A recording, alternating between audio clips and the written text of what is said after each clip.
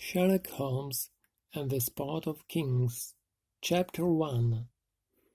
A Horse Called Silver Blaze. "I must go down there, Watson, I must," said Sherlock Holmes at the breakfast table on Thursday morning. "Go? Go where?" I asked. "To Dartmoor. To King's Island." "Ah, so that's it," I said. "Well, everybody in the country is talking about the case of King's Island." I always know when Holmes is interested in a case. He reads all the newspapers. He walks up and down the room, and does not speak for hours. He did all those things yesterday. He did not answer any of my questions, but I knew that it was the mystery at King's Island. The morning's newspapers were on the breakfast table. "What is happening at King's Island? Where is Silver Blaze?" they asked. "Who killed John Straker? What are the police doing?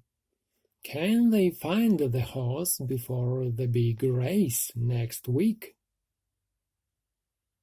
Silver Blaze was a famous racehorse, and John Straker was his trainer. One of the biggest horse races of that year, the Wessex Cup, was next week, and Silver Blaze was the favorite to win. But on Monday night at King's Island, two things happened.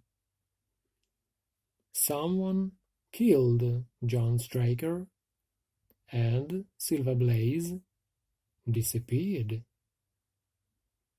I was interested in this case too. "Do you need my help, Holmes?" I asked. "I would very much like to come with you." "My dear Watson," said Holmes, "of course you must come with me. We can catch the 12 o'clock from Paddington and talk about the case on the train." 2 hours later we were on the train to Tavistock. We read all the midday newspapers, but there was nothing new in them. "So, Watson, what do you think about this case?" "Well, the newspapers say—" "Ah, yes. The newspapers understand nothing. One day they say one thing, the next day they say another. But we must look at the case more carefully. What did happen on the Monday night at King's Island, and what did not happen? That's an important question too. Do the police have any answers?" I asked. "No," said Holmes. "On Wednesday morning I had 2 letters. One was from Mr. Ross, the owner of the horse, and the other was from the Dartmoor police and Inspector Gregory. They asked for my help." "Wednesday morning?" I cried. "But this is Thursday morning. Why didn't you go down yesterday?" "Because it was an easy case. You can't hide away a famous horse for long, I thought. Where can you hide a horse on Dartmoor? There are no buildings, no trees. But I was wrong, Watson. The case is now 2 days old, and nobody can find the horse or Straker's killer. So Here we are on the train to Tavistock. And what do you think about it all? I said. Well, Watson, let's look at the case.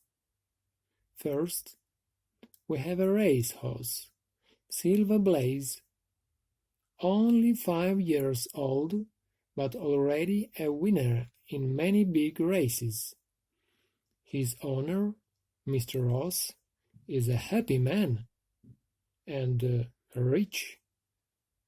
The race goers are happy too. Silver Blaze nearly always wins his races, and so people put big bets on him to win. And when the favorite wins the race, a lot of people make money on their bets. But what happens when the favorite doesn't win, Watson? What then?